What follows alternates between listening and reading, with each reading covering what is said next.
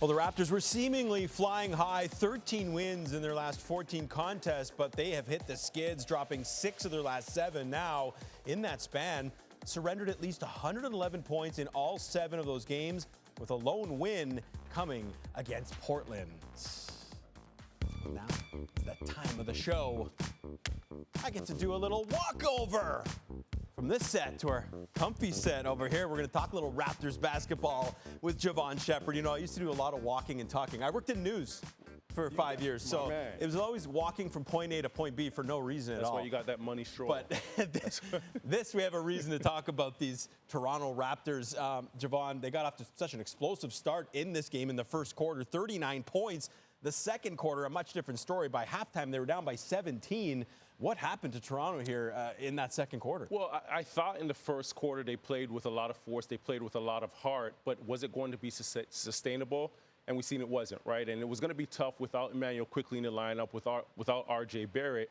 But you got to credit the New York Knicks, right? They did a good job in that second quarter. They stuck to their starters a bit more. And they just out-toughed the Raptors. They were more physical. They got on the offensive glass. They had 6 offensive rebounds in that second quarter alone. And that's where you really took the hearts of the Toronto Raptors. Here you see Cat, right? 2 opportunities at it and then goes up for the 2 points. So I thought they were a bit more seasoned. And yes, this is playoff-style basketball, playoff-type basketball. And the players that they had on the floor, they exuded that and they displayed that a little bit more. And for the Toronto Raptors, this was still a great opportunity for some of those young guys to be in that situation like that where Scottie Barnes struggled a bit, but as the leader of a team, you need those moments. So perfect situation for him to get that. Brandon Ingram, he played well, but he's also got to be one of the guys that can not only score the basketball, but transfer that into winning. But this team was playing so well, that 9-game win streak, we thought maybe this year could be something special. Yeah. Now they're struggling, lost 6 of their last 7. They're without R.J. Barrett for, the foreseeable future, and we're kind of seeing the impact of that, at least on the offensive side of the ball.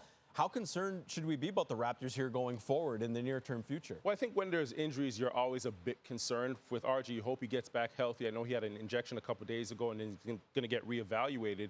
But one, I think the fan base also owes him an apology because you do see his impact with this team. Yeah.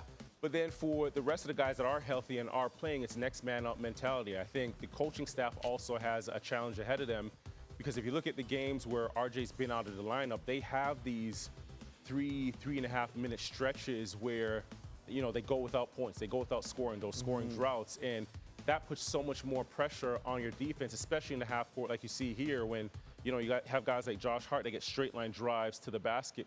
For me, it starts with that offensive side. When you have that punch, when you have that force, you guys are a little bit more motivated on the defensive end, and you're able to get those, half-court stops. And then you're also not playing in transition as much. This was also the 10th straight loss by the Raptors to these New York Knicks. If you're going to go anywhere, you got to beat the teams in your division like the Knicks. I want to ask you as well about some big news in the basketball world, especially on this side of the border, as Shai Gilgeous-Alexander, Jevohn, has won the 2025 Northern Star Award as the top Canadian athlete of the year. It's the second time he's claimed the award, having also taken it home in 2023. So the Hamilton native became the second Canadian in NBA history to win league MVP back in May. He followed that up, of course, by leading his team, OKC, to the title while being named Finals MVP. The Thunder host Phoenix in the NBA Cup quarterfinal on Wednesday night. But Jevohn, you spent some time with Shai, especially in the last year. I remember the sit down at the finals. He's transcended into a household name, not just in this country, but globally. He's coming off one of the greatest individual seasons in basketball history, really. He accomplished it all, checked all the boxes.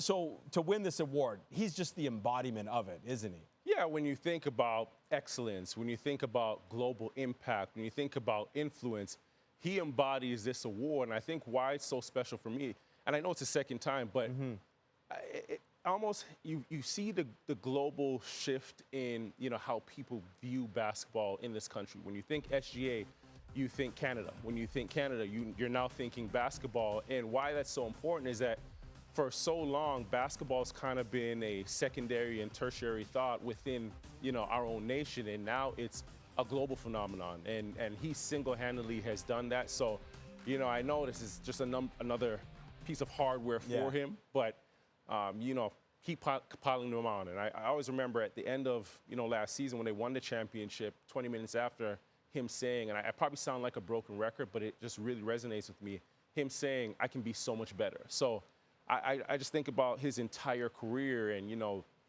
if he has 10 more years, 50 more years, whatever it is, about how much more he's going to collect and how many more accolades he's going to have beside his name when it's all said and done. Well, speaking of trophies, I mean, FanDuel thinks he's right in the mix, and if not the favorite, of course, once again to get it done. Yeah, he's the favorite to win a second straight regular season MVP. Nikola Jokic and Luka Doncic are the only other players shorter than 60-1 odds. So you think about the year, last year, 11th player in NBA history to win the regular season MVP and finals MVP in the same season. He's projected to maybe pull that off again here in 2026. It has just been a remarkable run.